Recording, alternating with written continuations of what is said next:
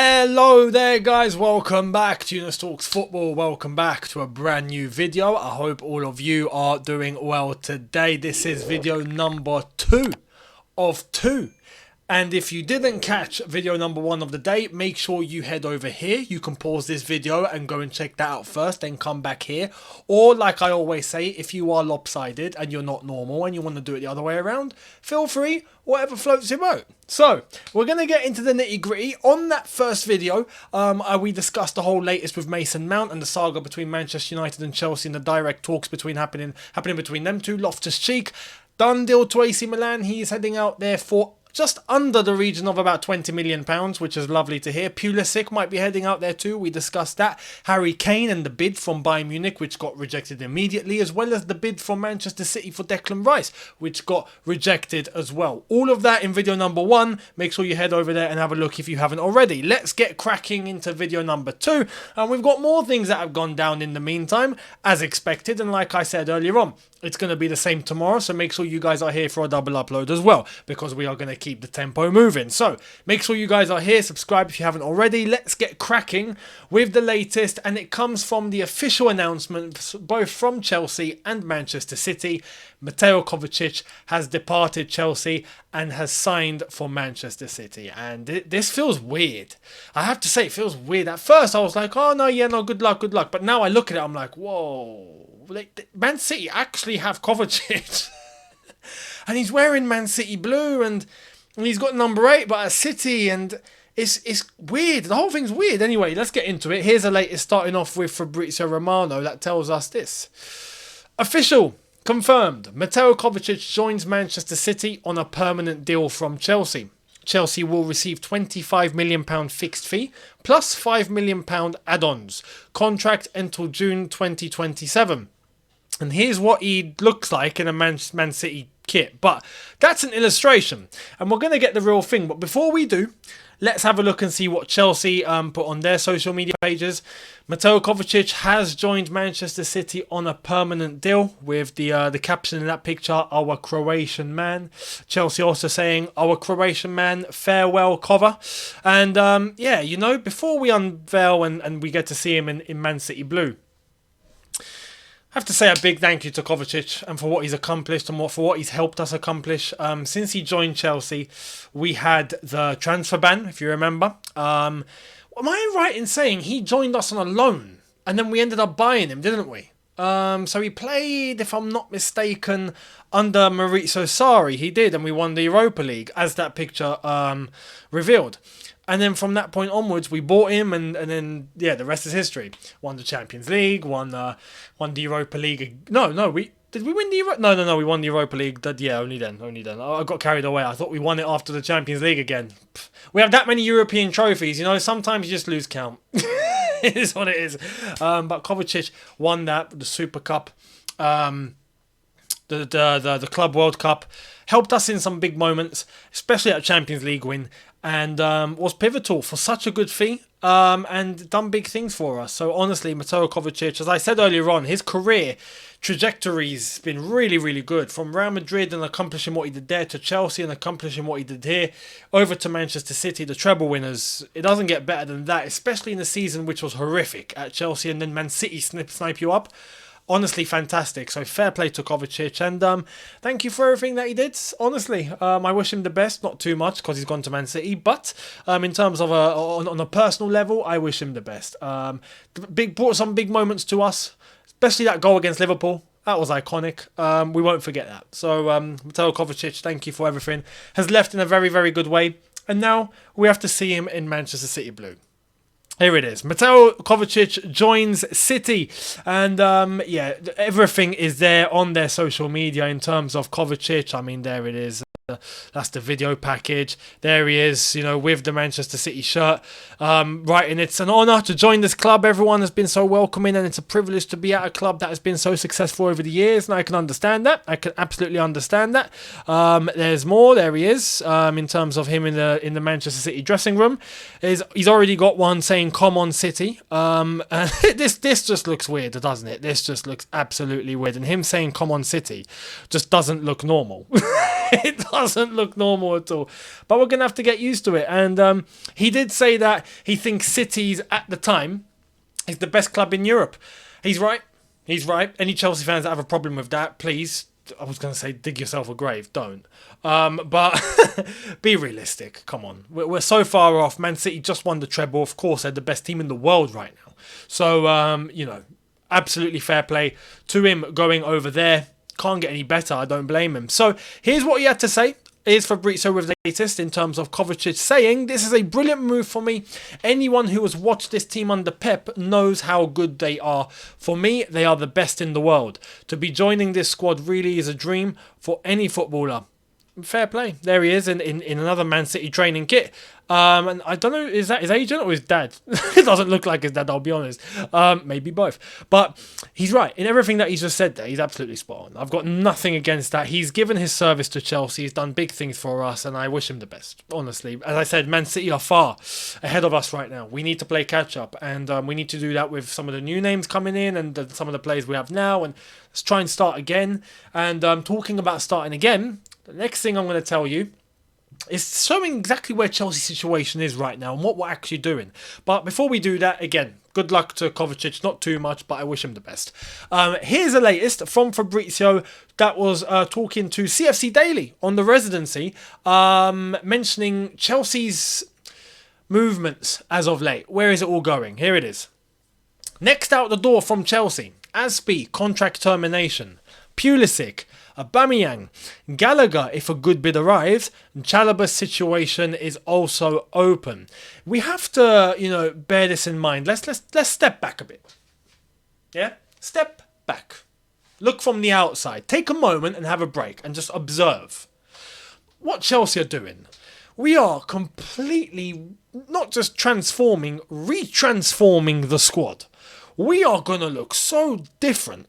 And this is what we've been asking for. Let's be honest. This is the sort of thing we've asked for, I'd say, a few years now. Remember how many times after each season do we turn around at each other and go, we've got to change the squad. Change the squad. Oh, he doesn't belong here. This player doesn't belong here. This player doesn't belong here. How many times have we said that? Well, we're doing it. We are getting rid of everybody that we have doubts about or doesn't belong here. And on top of that, with a new manager, we're going after targets that we think are going fit in. We're trimming down the squad and we're trying to suit a style of play. It's things that we've been asking for a little while. And I can honestly say, in that aspect, fair play. Fair play to the club in that aspect. Now it's about doing it right. That's a different story, right? Because so far, in terms of the outgoings, we're doing it right as far as I'm concerned. Even in the incomings, let's hope that continues because we need Caicedo and we need a striker and we need a goalkeeper and all of that, right? So let's hope that continues. But in terms of getting the players out that need to get out, we had close to a 40-man squad. We are doing exactly what we need to do. So on that aspect, fair play, and there's more to come. So let's see where it's all going to go, especially by June 30th. And then from there, we can analyse as Mauricio Pochettino joins and becomes Chelsea manager, you know, first day at work, and then pre-season begins a couple of days after that. So now, talking about Chelsea's activity, I have to show you this because I'd like to think it's coincidence, but we also have to laugh a little bit. Here it is, and I'm going to give you some analysis on how I observe this situation. Check this out. This came from The Athletic. Chelsea have a hefty sell-on clause on Livramento. If Southampton sell for 30 million, they would keep 18 million. So, Chelsea, let's just let's explain Livramento for a sec. Livramento was at Chelsea, went to Southampton on loan, we remember, and then we sold him. But Marina, I ain't said her name in a while. Marina, shout out Marina, hope you're doing well. I remember I used to dislike her at one point. Anyway, it's amazing how things can happen. Marina put a sell-on clause in that deal for Livramento to stay at Southampton permanently. And that sell-on clause was a 40% take of whatever he sold for. So if Southampton sell Livramento, Chelsea take 40% of the fee. That's absolutely astonishing. That is absolutely class. Because it looks like Newcastle are interested in Livramento. And if he were to go to Newcastle for whatever fee, we take 40%. Beautiful. So in this case, hypothetically, if it was a £30 million fee, we would take 12. Just like that. Beautiful. Beautiful business, right? Well, Newcastle are interested in Livramento. Now, I'm going to show you what I showed you again, because that top comment is where I'm heading. Look at that top comment. From a Newcastle fan called NUFC Joe. We got you, our PIF brother. This is where Gary Neville's going to get annoyed. This is the part of the show where Gary Neville's going to have a bottle, which is glass, not plastic, and he's going to smash it at his forehead, right? In desperation of, oh my God, criminal activity. Okay. Livramento got sold from Chelsea, goes to Southampton. We have a sell-on clause. Newcastle come in to activate that sell-on clause, and we take a piece of the pie. How cool is that? So technically, Newcastle are giving us some money. If this were to go through, let's have it right. Not only that, Newcastle, as we've already discussed on this channel, are getting Tonali. Tonali from AC Milan. Now, how are you thinking, how is this linked? Well, Newcastle buy Tonali from AC Milan. That money goes to AC Milan. That money then comes to Chelsea because they've bought Loftus-Cheek. Once again, Newcastle money ending up in our hands. I love this game. I love this game. I love this game. Oh man, honestly, it's I think it's coincidence, but it's a bloody good one. It's a bloody good one because Newcastle owned by the PIF. We have very nice close ties with the Saudis now, including the PIF, as we're dealing with the PIF clubs in terms of sending players over there for very little money. But they're helping us by getting these players off the wage bill that we're not going to be using anymore. And now we're getting this whole Livramento Tonali money from Newcastle coming to us sort of madness. Do you know what I mean? So for people that are going to look at this and go, hey, how did they get Ziyech for 8 million? Maybe there's a bigger picture. And maybe it's exactly what I've discussed. Maybe we made a loss, but we got the money from another source. Maybe, you know. Anyway, I love this game. I love this game. When it works in your favour, look, as I said before, fans are fickle. It's the fact that it's my club and we're doing this, I love it. If it wasn't my club, I'd be looking at this going, nah, this is dodgy. But I don't care. I don't care because it's my club and I don't care. So yeah, that's the latest in terms of that. I thought I'd point that out. Although I honestly do think it's coincidence. I just wanted to point it out because it was a funny link. Now, talking about AC Milan, and this is where it can get even tastier because that money's coming to us. Well, we might send it back to AC Milan. We might. And why? Because like I discussed yesterday, Jacob Steinberg put Chelsea could attempt to sign AC Milan goalkeeper Mike Mignolet this summer. I said earlier on, we're sending them Loftus-Cheek. We might send them Pulisic. Hell, throwing Gallagher or Cucurella in there. You better give us Mike Mignolet. Come on. We got to be fair here. Give us Mike. Give us Mike. So I'm starting to think this deal could actually be possible because we're doing so much business with AC Milan. You'd like to think that we will attempt to get Mike Mignolet. Who knows what can happen? So let me know down below if you would do that. And yeah, we'll see what happens. Now, to go elsewhere before we end the video, a few things that I thought was worth attention. Here's one, and I've got to clarify the situation on this because I see too many people falling for it, and I've got to make it clear. Here it is. Real Madrid are ready to accept a bid worth 90 million euros from Liverpool for Federico Valverde, according to El Nacional. This I'm just going to debunk right now. El Nacional is not a legit great source to take information from, and so far they are the only ones that have said that this is happening, that Real Madrid are accepting a bid worth 90 million euros from Liverpool for Valverde. They are the only ones, the only outlet so far to mention it. They're not reliable, so take it with a pinch of salt. As far as I'm concerned, this is nonsense.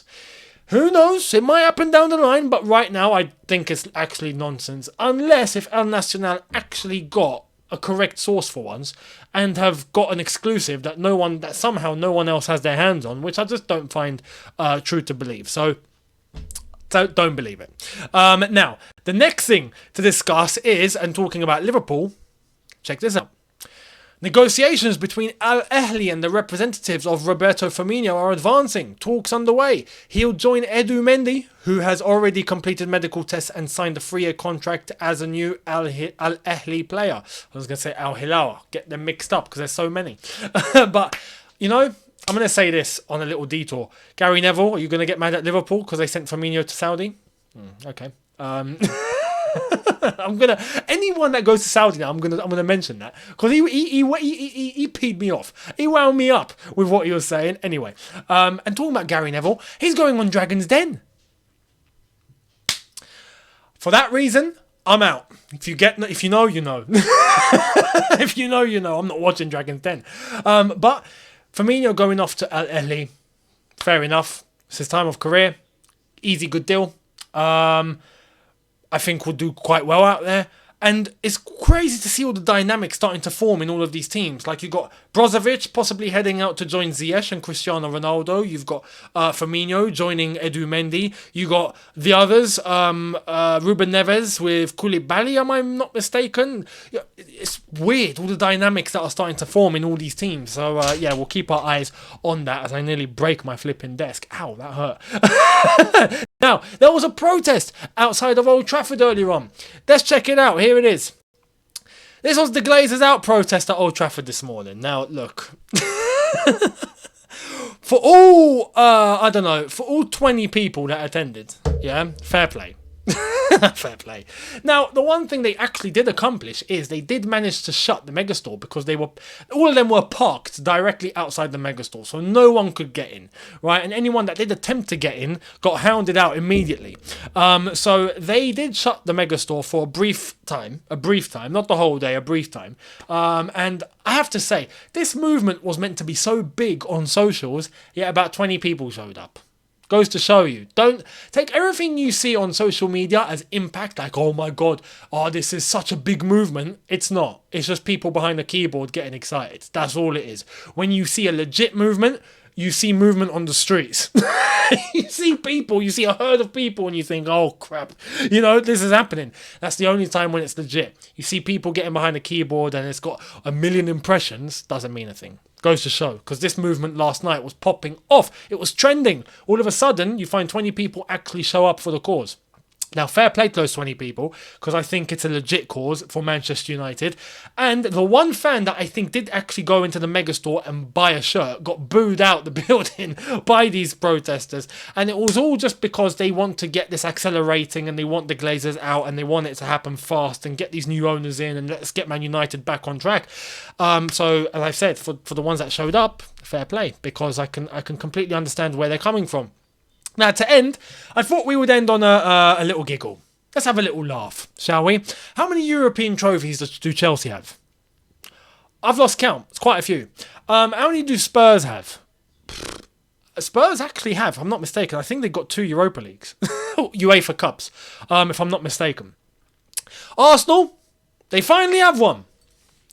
Congrats, Arsenal, on winning a UEFA Football Award. And that's from UEFA.